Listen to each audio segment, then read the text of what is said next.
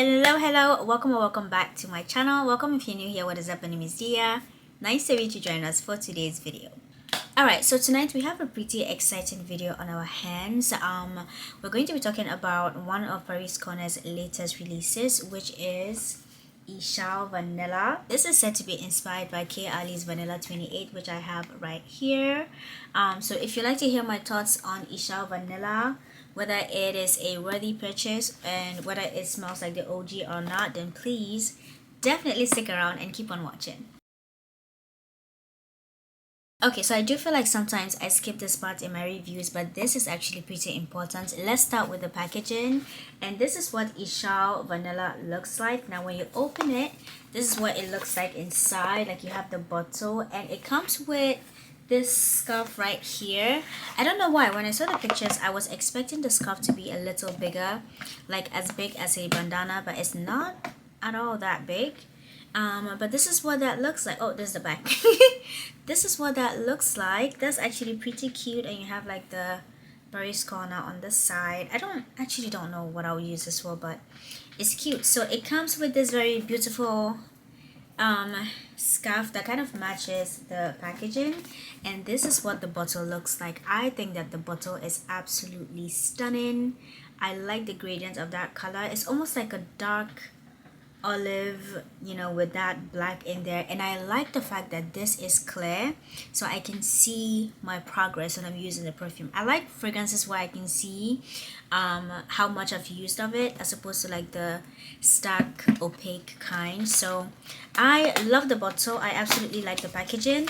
But let's talk about the juice. Alright, so since this is more or less a comparison video and this is the OG, I do think that it's only right that we start with Vanilla 28. Now, Vanilla 28, this is a sweet vanilla brown sugar combo with a little bit of some very soft florals and patchouli in that background. Those notes don't necessarily stand out in my opinion. They're really just working in the background. And one thing that I absolutely love about this particular fragrance is that the patchouli in here is done right. I have to say that the first time I used this fragrance, for whatever reason, I wasn't particularly picking up on it, but it's there. It's just very smooth. It's very smooth. Generally, with my experience with this particular fragrance, when I spray it on myself for the first time, what I really get is the combo of that vanilla and the brown sugar. But it's like as time goes on, like throughout the day, it really starts to develop into that very sweet vanilla. Now I personally have never had an issue with the longevity of this particular fragrance. It really projects, it stands out. It's no beast mode. It's kind of like a little above average. It's no beast mode, but on my body, on my skin, on my clothes, it lasts the whole day. Now this in my opinion is such a grown, mature type vanilla. Now Eshal Vanilla, let me tell you, they nailed that Vanilla 28 DNA. They nailed it.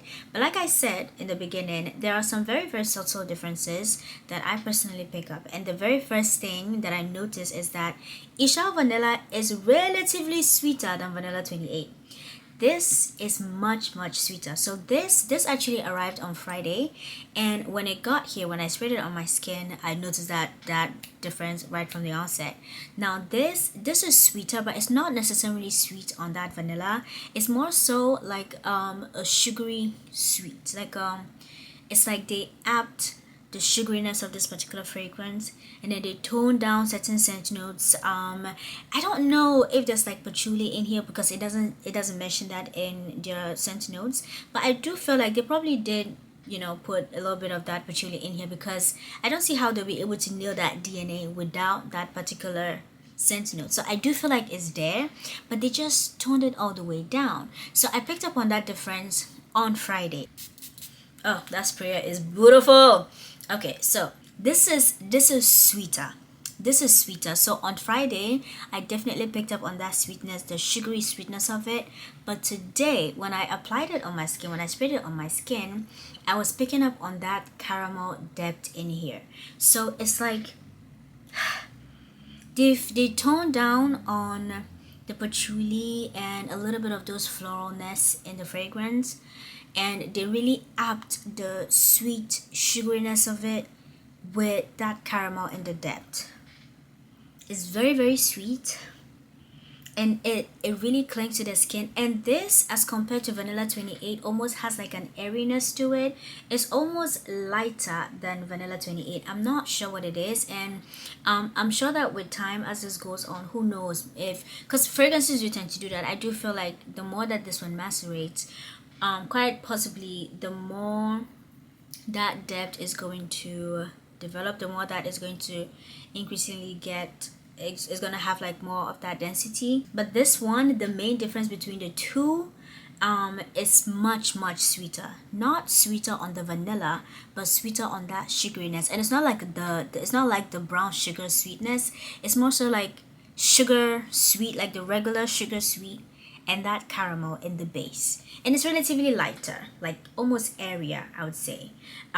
So yes, does this smell like Vanilla 28? 100%.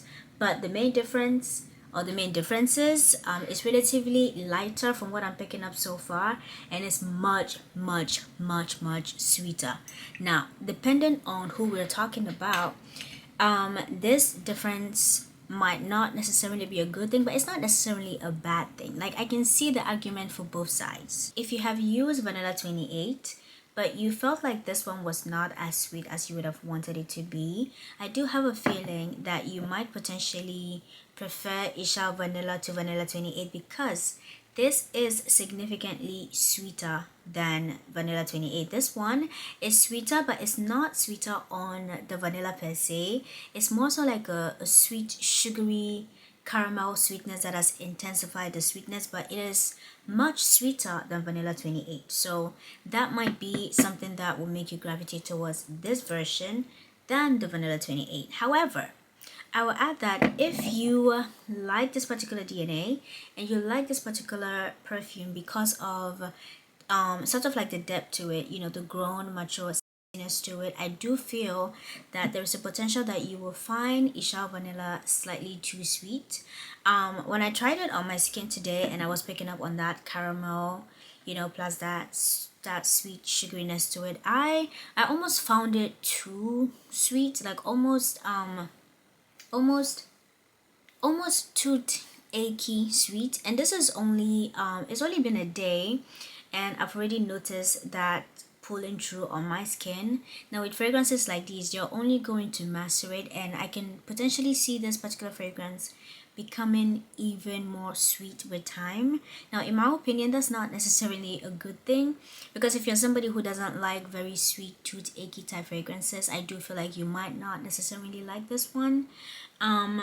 But honestly, oh my god, they nailed that Vanilla 28 DNA. Now when it comes to the projection of Eshal Vanilla, this in my opinion is definitely above average. Now I currently, it's only been 2 days, so I wouldn't be so quick to describe this as beast mode, but the way this fragrance projects, yeah, it's almost there, but I have to do my findings and be sure about that. But this fragrance is really strong, and it really does project, and this is long lasting. I'm gonna have to test that out a little bit more, but this is long lasting.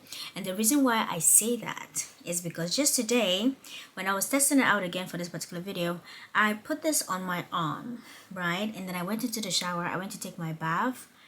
It wasn't a shower, I went to take my bath, like I used my African net sponge and everything, and I came out and I could still smell this fragrance on my arm.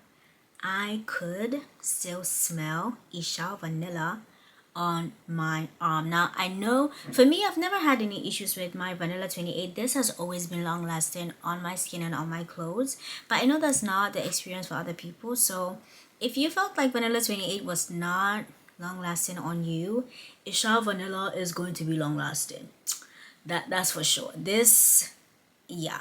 In my very humble opinion, Eshal Vanilla is a very safe blind buy. I feel like this is for sure one of those fragrances where it's more so a matter of, do you like it or do you not like it? But it is a safe blind buy in the sense that there aren't any scent notes in here that I particularly find challenging. I feel like this is a very mass appealing fragrance because it's very sweet, and it's more so mass appealing because they have really upped the sweetness to this particular fragrance. I do feel like all in all, Eshal Vanilla is a very close inspired fragrance of Vanilla 28. It's definitely worth the purchase. It's significantly sweeter, which I do think, whether or not you find that a good thing, that is absolutely up to you. But I do think that this is a safe blind buy. Now, for me personally, I feel like this is one of the cases where I still kind of prefer the, not even kind of, I still prefer the original to the inspired, simply because I just feel like this has like a certain sophistication, grown, mature vibe to it that this it's missing that just a little bit. Now this, in my opinion, is not at all juvenile. I would not describe Eshal as juvenile, but I feel like because of the way they upped that sweetness, a little bit of that mature grownness is a little lost, just a little bit. For me, that's just my personal opinion on it, but if not, yeah, they absolutely nailed the scent. This does have the vanilla 28 DNA. I feel like I'm just repeating myself at this point, but it's much sweeter. Now for now, this is more or less like a first impression video. I'm definitely going to have to like keep monitoring the scent to see if it changes with time. I do feel like this is only going to get sweeter, and I wonder if it's going to get it's gonna have like a bit more density, because right now it's definitely giving me sort of light airiness but sweet. And this, oh my god, the projection is crazy. Like when I sprayed it, it was all over my room, like it diffused everywhere, and it's very strong. It's very strong. Now to stop repeating myself, I'm just gonna end the video here, because I think that I have shared everything that I wanted to about these two fragrances. This is worth the purchase, but it's a safe blind buy. But I do feel like if you're somebody who is not a fan of very sweet fragrances, I would say sample this one before you get like a full bottle. But even if you do end up getting a full bottle and you feel like it's too sweet for you, you can definitely layer this with other fragrances. Like there are other ways you can use it, so I don't feel like in any case you'd be wasting any money or throwing any money away. But yeah, it's a really good buy. I'm actually pleasantly surprised that they actually, I'm not surprised, because this is not the first time they have nailed like a Monet's DNA. I'm sure she's so tired. I am sure she's so tired, because I know that there are other inspired versions of Vanilla 28. I don't know if I'm going to end up buying those ones, but I want to prevent this situation of having multiple inspired fragrances, like of one OG perfume, if that makes sense. One at a time. Alright, but yeah, that is all I have for you guys in today's video. I hope this was helpful. Let me know your thoughts on Eshal Vanilla. Have you tried this particular fragrance? What do you think about it? Is it worth it? Do you feel like this still has that sophistication, that grown, that mature vibe that Vanilla 28 has, or do you find that is a little different? I am looking forward to hearing all your thoughts in the comment section. I hope that you found this video helpful. Hope you enjoyed it. If you did, please give it a thumbs up, subscribe to my channel for more, and I hope to see you guys in my next one. Bye.